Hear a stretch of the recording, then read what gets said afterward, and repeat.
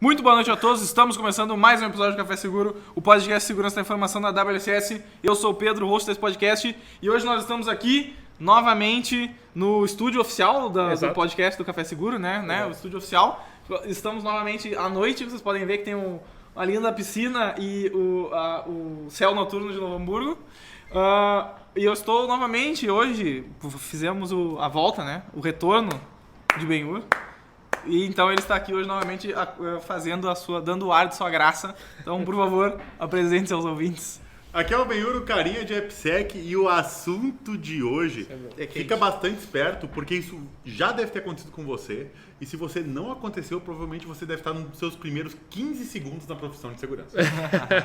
Bom, eu sou o Daniel Dalalana, hoje o piloto da segurança. O piloto da segurança. Mas é só pra quem pegou a referência, mais uma vez. Só quem pegou a referência. Todos têm referência. Visita todos os episódios, É. vai entender que tem uma referência. Até o nosso diretor, que hoje a gente tá na figura do diretor. Podemos falar do diretor hoje? Podemos falar do diretor, claro. Podemos, porque hoje ele tá presente aqui no nosso ali diretor. novamente. Então, Vincenzo e o Panetone. Aliás, eu quero já fazer... Traz o Panetone aqui, Mas isso podia ser um filme de sessão da tarde, né? Não, mas eu quero fazer... Não, calma que eu quero fazer a devida menção aqui, ó. Faz. Esse é de casa, ou diretor? É produzido? É? Então eu queria fazer a propaganda aqui. Podemos dizer a marca? Tu confirma a marca aí pra nós. Tá escrito aqui, tá beleza? O Moça Confeiteira. Eu quero mostrar aqui, já vou fazer o merchan, porque eu ganhei de presente aqui do nosso querido diretor Vincenzo. Isso. Um belo panetone que eu, pela cara do Ben-Hur, que não é muito... Vai durar 15 segundos. Não vai, eu vou deixar, vamos voltar. Então, Aliás, volta pra lá. tá, obrigado, Vincenzo, obrigado o pessoal da Moça Confeiteira, gostei, né?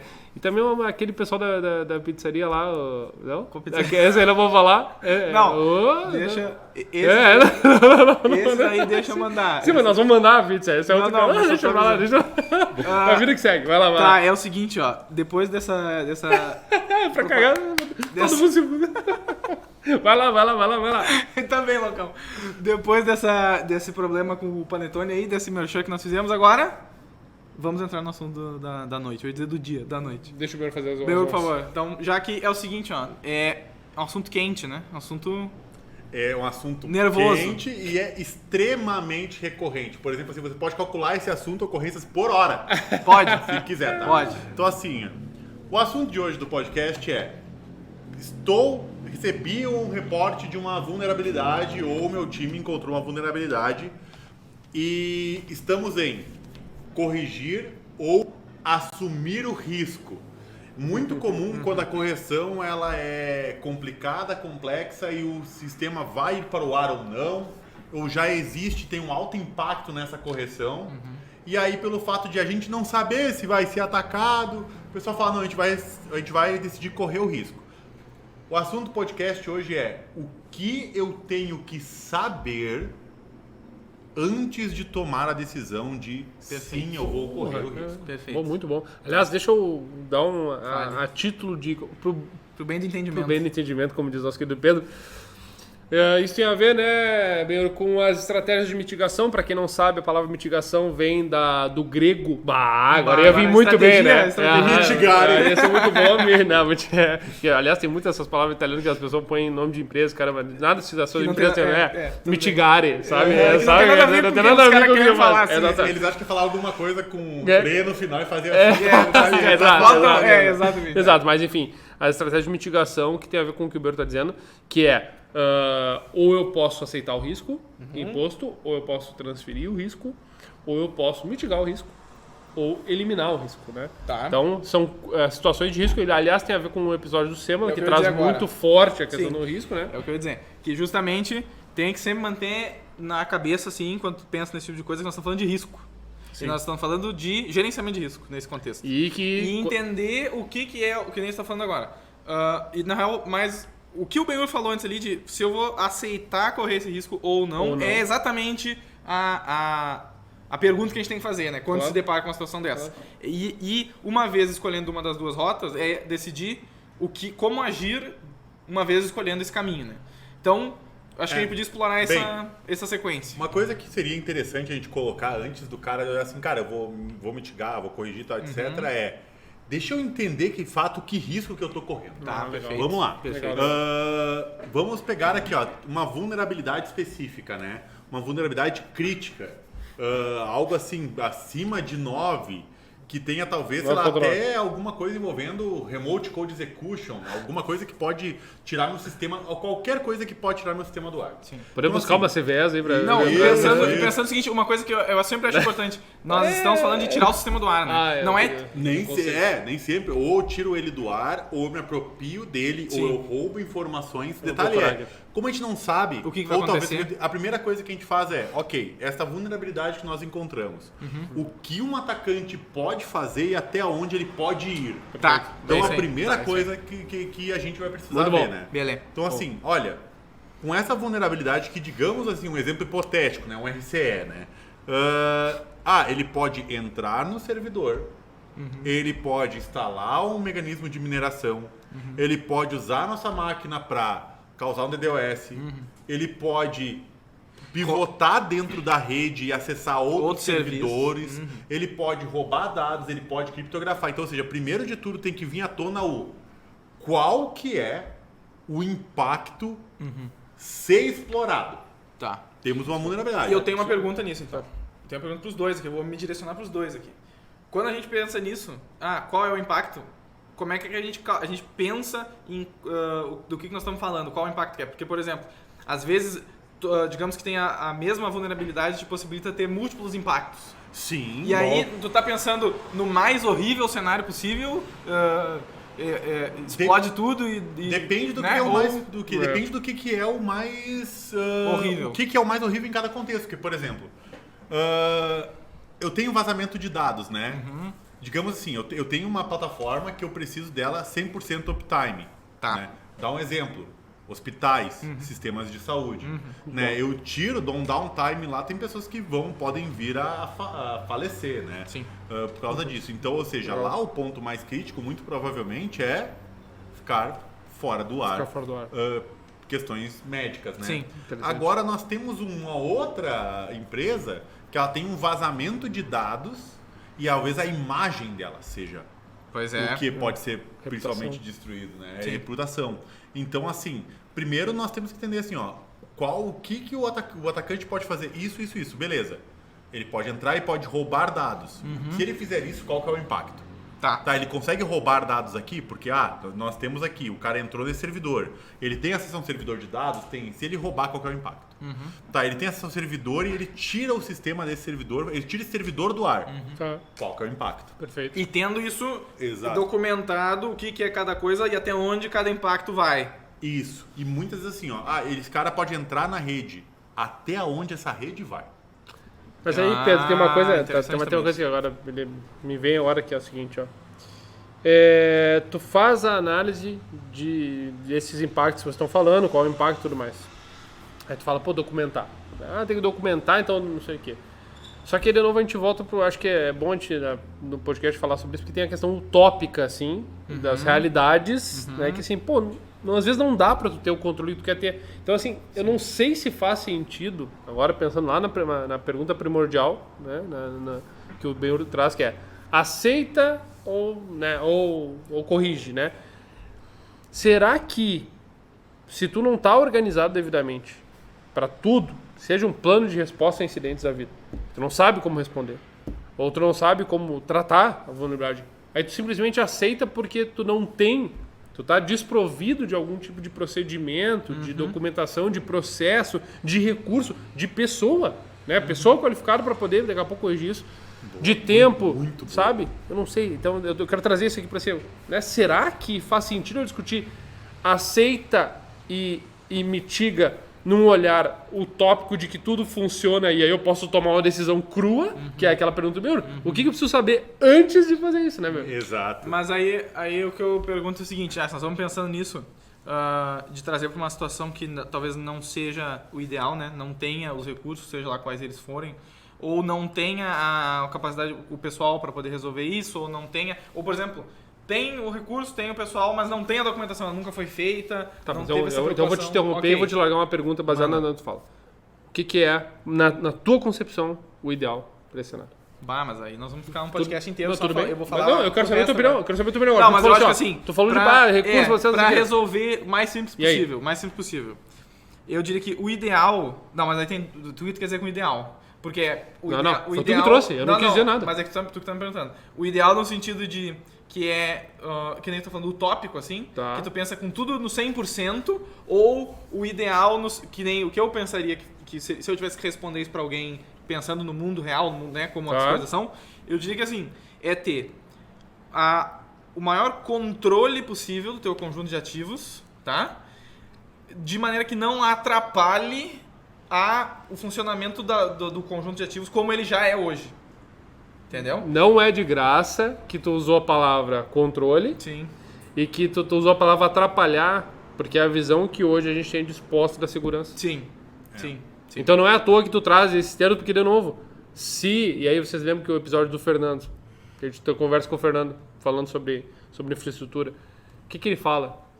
Porque eu trabalho com infraestrutura. Que é da cultura. Que ele quer que seja anterior. Vem o Ben-Hur, 600 episódios já falou. Traz pra cá. Né? O shift left, a cultura, não sei o quê. Mas quando a gente fala cultura, não é treinar o cara. É pra esse tipo de discurso não olhar a segurança como atrapalhar. Sim. Exatamente. Sim, pois é. Até porque, olha só, tem uma vulnerabilidade, né? Descobrimos uma vulnerabilidade. Como que ela foi descoberta? Você tem um time de segurança que está olhando para isso? Você recebeu um e-mail anônimo dizendo, você tem uma vulnerabilidade. Eu não vou conseguir não rir, por favor. Não é possível. Que entendeu? merda. Vamos tirando, vá. Então, assim, como que você, da sua empresa, tomou noção dessa vulnerabilidade? Sim. Porque isso influencia diretamente no que vai ser tomado. Porque, por exemplo, cara, eu tenho alguém interno nosso, assim, um profissional de segurança que descobriu. É muito diferente já ter público o conhecimento dessa vulnerabilidade. Tu tá pensando que o cara descobriu ali uma coisa inédita? Tá pensando nisso? Pensa, porque muitas vezes tem muitas empresas que tem pentester, tem red Sim, team com interno. certeza. Tem, né? tem. Sim. Então, o que eu falo aqui é qual que é a chance, e aí tem uma coisa que eu adoro, né? Quando alguém fala assim, mas a chance disso acontecer é pequena. Em vez de rebater, eu faço uma pergunta. De onde tu tirou essa informação de que é pequeno? Eu só quero a sensação da pessoa. Eu só quero saber isso, eu não me importo. Eu tô disposto a assistir, Não, concordo que é pequeno, mas me mostra. E é aquela coisa, eu achei que tu ia dizer uma outra coisa, que é mais agressiva ainda, que é, se tu fizer roleta russa com um tambor de, sei lá, 8 câmara, a chance também é pequena. Mas tu vai fazer? Tu não vai fazer, né, cara? Gostei do exemplo. É aquele esquema assim, se tu perguntar não ofende, se tu puder perguntar ofendendo, melhor. Exato. Pois é, mas olha só,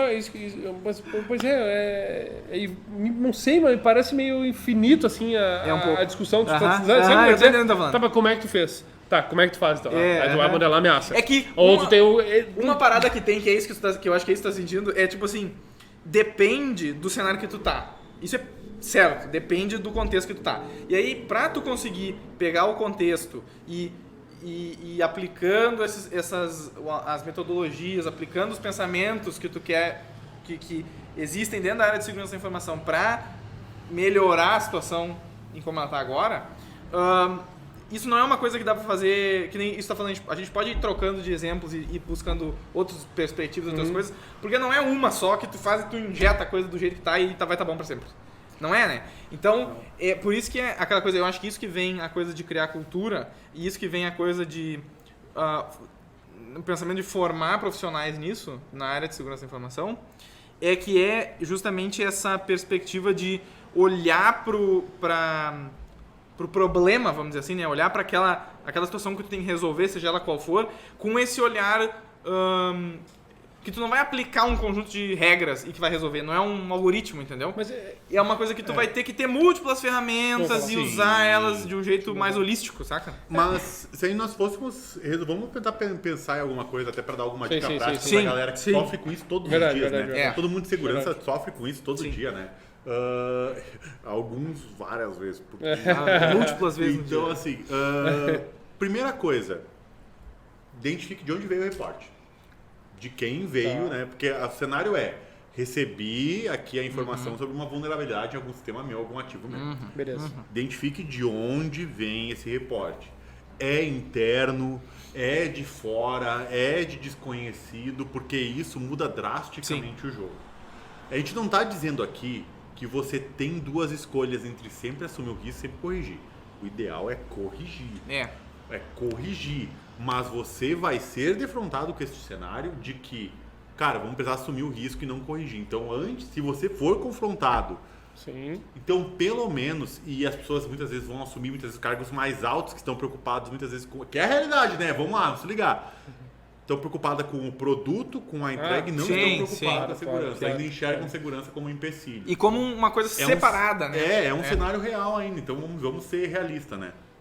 Então, assim, estão pensando em assumir o risco, pelo menos, antes de você largar uma carta pro cara e dizer, ó, assume o risco aí, tenta puxar o cara para uma call de 1 hora, se puder, 30 minutos, se puder, para pelo menos explicar para ele quais são os riscos que ele está correndo.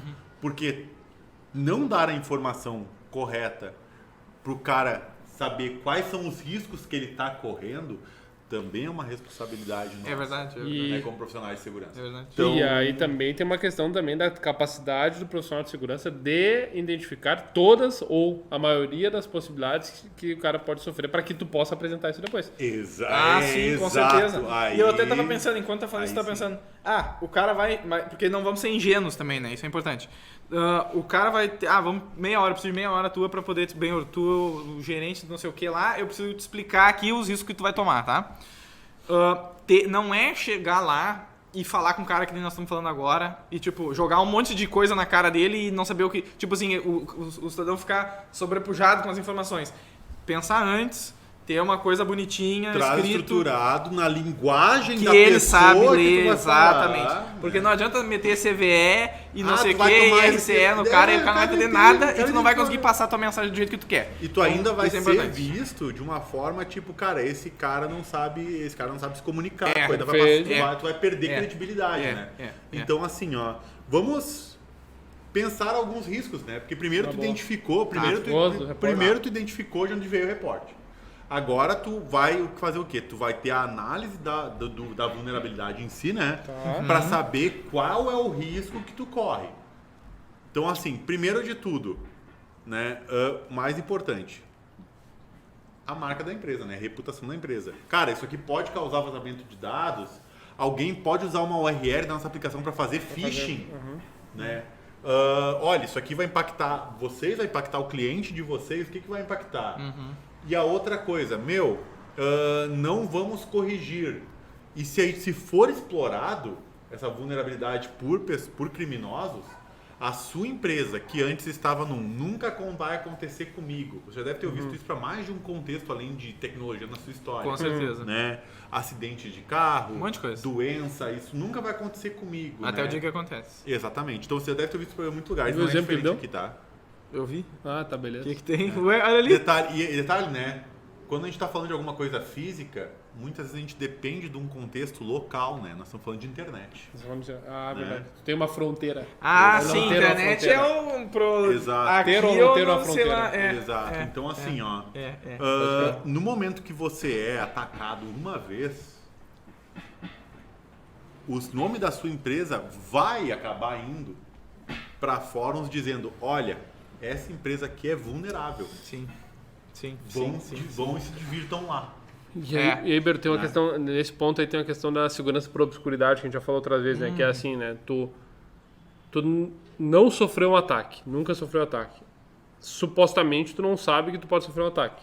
Ou tu não tem práticas para avaliar se tu pode sofrer um ataque. Às vezes tu não sabe nem que tá sofrendo ataque. Tá, tudo bem. Também. É bem provável. Tu já foi atacado, já é vítima, já... Aí tu acha que nada que tá rolando. Aí, a partir do momento que tu sofre isso, identifica, e aí tu traz essa questão do fórum aí que eu achei interessante,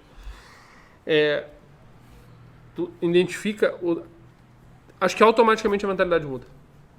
Eu arrisco dizer, no sentido de que não é mais só aquela coisa de, beleza, eu tenho que fazer, mas sabe aquela coisa, eu tenho que fazer, mas tá ali na frente. Tem que me preocupar. Não, vamos fazer plano. A urgência, tu vamos fazer, eu acho que muda o caráter. E aí que entra, de novo, voltando à questão de como é que tu enxerga a segurança. Tá atrapalhando a segurança? Ou é que agora que eu vejo que eu tenho um ataque que eu sofri lá, que eu fui descoberto na sua empresa, aí agora muda, né? Ela deixa de atrapalhar. É que tu sabe ela passa a ser um fator como qualquer outro fator. Pois é, eu acho que o que causa essa mentalidade de tu atrapalhar, e é o comentário que eu fiz pensando nisso, né, na pessoa que vai receber essa informação, é que parece que tem uma falta de visão, não sei se vocês concordam comigo, que é assim, que nem o cara se preocupa na infra para manter o servidor funcionando, e tem que fazer manutenção periódica, tem que fazer isso e aquilo outro para manter as coisas funcionando, tem que ter alguém que cuida disso. Às vezes tem que ter alguém que cuida da infra física mesmo, cabo, e ter HD novo, trocar os HD, ter um hot swap e ficar, né? Tipo, é importante ter isso pensado, né? E isso não é uma coisa que está diretamente relacionada com o teu produto ou com o teu serviço, né? Não está diretamente, ele é o que sustenta, né? A segurança da informação, ela na real é a mesma coisa, né? Ela funciona do mesmo jeito. Como ela vai ser uma coisa que vai te auxiliar a manter as tuas coisas funcionando, né? Porque isso no final das contas que é o que a gente quer. A gente quer que vamos pensar um exemplo assim, a empresa não sofra ataques. Por quê? Porque não sofrer não é de sacanagem, é porque ela não tem impactos financeiros, não tem impactos de reputação, não tem impactos de uptime. E isso tudo é para fazer com que a empresa funcione melhor, né? Muito bom. A empresa tu vai melhorar, tu vai trazer ela de um estado tal para um estado melhor, né? Então, essa mentalidade aqui eu acho que não existe, dessa percepção é que não existe para a área de segurança. Eu acho que é mais fácil tu vender a ideia de que tu vai fazer isso, por exemplo, para fazendo um treinamento de pessoas, tipo, às vezes uma coisa de convivência dentro do trabalho, alguma coisa assim, é mais fácil tu vender isso no sentido que tu vai dar mais, lubrificar a máquina, vamos dizer assim, do que para segurança, que essencialmente é a mesma coisa, só que num outro viés, né? Sim, mas ao mesmo tempo eu quero trazer um confronto aqui também, que é o outro lado, assim, eu não gosto muito, eu pensei nisso agora até, eu não gosto muito de carregar essa mística assim de segurança a gente ainda tá deixado de lado, como se fosse uma unidade de coisas que eu pego essa unidade, coloco aqui agora eu olho. Porque assim, sabe o que me veio esse raciocínio? Fazendo nós da infra que tu falou. Porque tu tem um profissional da infra, como vou citar o nosso último convidado, o Fernando. Cara, se ele é responsável por subir um ambiente X lá, não sei o quê, e que esse ambiente está usando mecanismos de defesa tais, cara, já não é segurança. Tu tá entendendo onde eu quero chegar? Eu quero chegar ao seguinte, que aí volta com o que tu falou, não é uma caixinha de itens que eu compro no mercado e falo, agora eu tenho segurança, agora eu não tenho segurança. É uma coisa tipo assim... comprei o faro. Não, e eu vou dizer mais, eu vou dar exemplo disso, mas vou pensar no exemplo do desenvolvimento, e aí voltando para a parte do Benhu que gosta bastante. O meu desenvolvedor, ele precisa saber todos os tipos de ataque que ocorrem, ou todas as técnicas, ou todos os modelos possíveis para desenvolver seguro. Não é isso, mas talvez seja um ponto que o jeito que ele usa o framework tal, o jeito que ele usa o template tal, é o jeito da coisa. Então, assim, eu acho que é uma pincelada. Agora, e aí fechando a minha fala, o que faz sentido para isso que tu está trazendo é olhar a segurança como um interlaçamento das coisas, sabe? E não... aí tu torna isso mais forte, né? Sim. Esse é o ponto. Tu consegue trazer para um contexto onde pro Benhur, pro Pedro, pro Vicenzo, para mim, para todo mundo tá se tocando de alguma maneira. E é isso para mim que faz sentido segurança. E não tem o setor de segurança, agora eu sou seguro. É isso. Com certeza. Até porque é pouco escalável, né? A gente sabe o quão difícil é ter profissionais de segurança para serem contratados. Isso é bastante difícil, é uma área com uma carência muito grande, né? E nós lutamos diariamente a uma diferença desse exemplo do lubrificar a máquina para a segurança, que ainda é uma coisa meio antiga, assim, né? Que é o seguinte, hoje, se tu não lubrifica a máquina, tu sabe se quebra. Tu vai quebrar, né? Segurança, tu ainda não sabe se vai ser atacado. Tu acha que não vai ter. Tem uma chance. Belo raciocínio. Né? Então, ou seja, é a mesma coisa assim, Por que hoje tu é compelido a fazer um seguro de carro e tu se sente desprotegido quando tu não faz? Pela quantidade de exposição que tu tem a acidentes de trânsito. Muito bom. Até o Vicenzo curtiu e balançou a cabeça. Entendeu? Então, tipo assim, hoje as pessoas, elas estão começando a ter uma engrenagem maior na segurança, porque a gente está sendo mais exposto a esses problemas, né? Então, mas por exemplo assim, por que a gente não faz seguro dos nossos itens que nós temos dentro de casa? Fazer seguro desses. Muito bom. Porque a gente não sente É. essas ameaças. Belas. Né? E aí, assim, ó, agora a gente já tá no ambiente, tá no cenário que é tipo, não é o ser, mas quando, né? E como a gente quando. vai ser. Então, por exemplo, quando a gente escolhe ter ferramentas on-premise, né, dentro de casa e não na cloud, a gente pensa assim, cara, a cloud vai ser atacada com muito mais frequência do que nós, com certeza, mas nós precisamos manter aquilo que a gente tem dentro de casa atualizado. Né? Sim. Interessante. Então, assim, ó, é pensar sobre segurança. Que nem o desenvolvedor, ele não precisa saber configurar tudo e nem Dominar. tudo de segurança. Mas ele precisa enxergar pelo menos aonde ele precisa de consultoria de segurança, talvez. Sim. Poxa, isso aqui talvez eu tenha que envolver um cara de segurança. Poxa, aí ele participa junto, ele aprende um pouco. E cada pouquinho que ele aprende junto com os profissionais de segurança, ele vai ganhando autonomia. E essa autonomia ele vai dividindo com a própria equipe das coisas que ele vai aprendendo. E aí essa equipe vai ganhando mais autonomia ainda para fazer algo. A equipe agora tem uma autonomia que esse profissional mais sênior, que não é de segurança, de desenvolvimento, já não precisa mais se preocupar tanto porque a parte de baixo já está começando a fazer Sim, isso. Então ele vai sim. aprendendo um pouquinho mais. E um pouquinho É a mais. cadeia. E aí a gente vai começando a ter E cultura. tudo isso que nós falamos Agora agora é o Monique. é o que a pessoa precisa saber antes de tomar uma decisão se ela vai ou não vai. fazer. Caraca. Muito bom. Todas essas eu nem diria assim, não são tipo, não são fatos que nós estamos trazendo agora assim, né? É tipo um conjunto de pensamentos, Reflexão. é uma reflexão que a pessoa tem que fazer antes Você, ao se pô, deparar com essa decisão. Você pode continuar dizendo que vai assumir o risco. Beleza. Mas eu quero saber assim, ó, no momento que você assumir o risco, você tem um processo para caso esse risco ocorra?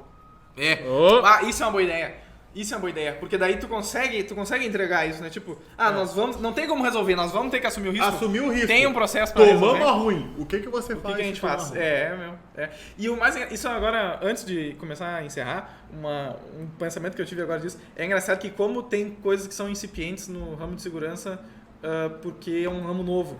Que tipo assim, essa noção de ter plano de contingência não é uma noção nova, saca? Sim. Tipo, ter Não. cenários, Não. tu imaginar Não, cenários não. e Mas fazer é que não é novo. não Só é que as pessoas parecem que elas não... Quando criou-se a área de TI e foi surgindo esse tipo de coisa, informação, meu Deus do céu, tecnologia, está tudo conectado, aquela baboseira que sempre tem, a pessoa não trouxe isso, o pessoal não trouxe essas noções junto.